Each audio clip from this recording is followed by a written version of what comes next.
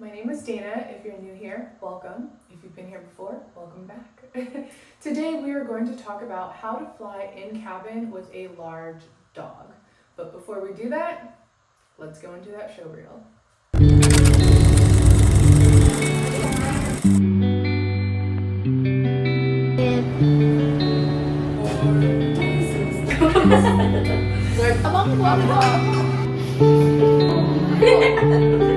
So today we're going to be talking about how to fly in cabin with a large dog. So for those of you who do not know, I do have a large dog by the name of Koa. He is a shepherd. And I travel a lot, and there's been times where I've been like, especially if I travel within the States, I'm like, I wish I could take him with me, but I can't, la-di-da.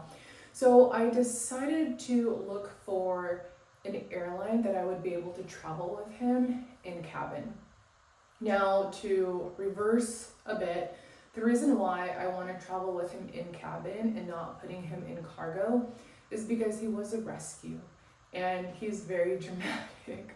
So when I rescued him and I tried to put him in my car, he literally played dead. So just knowing how vulnerable he is, especially when it comes to just like crates or being locked up, I try to be, I try to avoid that if I can. So that's one of the reasons I don't want to put him in cargo, because I don't know, maybe he'll get like PTSD or something. I don't know. So this is why I decided to opt for an in-cabin airline. So the airline that I decided to go with was JSX. And the reason why I chose JSX is because I saw ads like all over the place on social media, and they seem to be very dog friendly. So after doing my research, I was like, okay, I think this might be the airline for us. So I went ahead and gave them a call, and when I called them and let them know that I was going to be traveling with a dog and the steps to take, the lady immediately was like, oh my gosh, we love dogs. Dogs travel with us all the time. And right then and there, I was like, oh yeah. Excuse me. I was like, oh yeah, I definitely made the right choice. So yeah, ended up going with JSX, and it was fantastic. Now, if you're interested on how to fly on JSX with a large dog in cabin, that will be in another video, and I will link it below.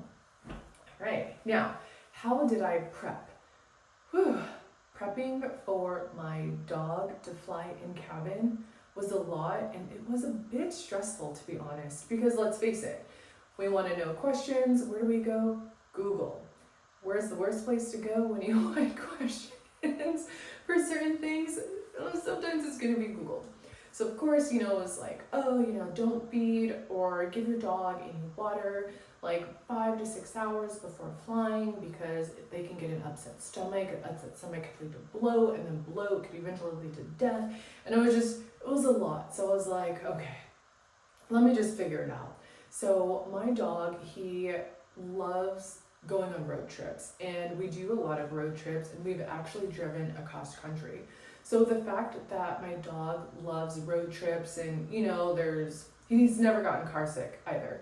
So you have like the bumpy roads and the turns and stuff like that. So I was like, you know what? I'm just gonna go ahead and kind of toss that in like the flying category, because it's somewhat similar, just the altitude's gonna be a bit different. So when it came to him getting airsick, I was like, I think he will be okay. And my second concern was his ears. Are his ears gonna pop? What are some things that I can do, just in case he does get an earache? And then another thing was just like his medication. Should I put him on something, which I really did not want to do because he's already chill enough as is, and I just wanted to be able to see how his natural reaction was to flying. So when it actually came down to the day, I did nothing but just avoid giving him food and water a couple of hours prior. Now, when we were taking off, he did get a little nervous. He looked at me, and I just, reassured him like, everything's going to be okay. You're such a good boy. And after I said that, he just laid back down, and we took off, and I looked at him again, and he was sleeping. So, you know, he was completely fine with that. Fast forward to like an hour in, he did seem to be getting a little hungry and really thirsty, especially when the waitress brought me food. He did want some. So I gave him just a little bit because, again, I was concerned for his stomach bloating. However, I did also read that for the dog's ears, it's good for them to move their jaw, which kind of contradicts the whole like, you know, giving them food and water, because it's like, okay, well, how else are they gonna like open and close their jaw naturally? So I gave him a little bit of food, gave him just a little bit of water, and he was completely fine. We landed, didn't have any ear issues. I did know he was a bit more dehydrated than usual. He did drink a lot of water. So on our return flight, I upped his water intake on the plane, and he was still completely fine.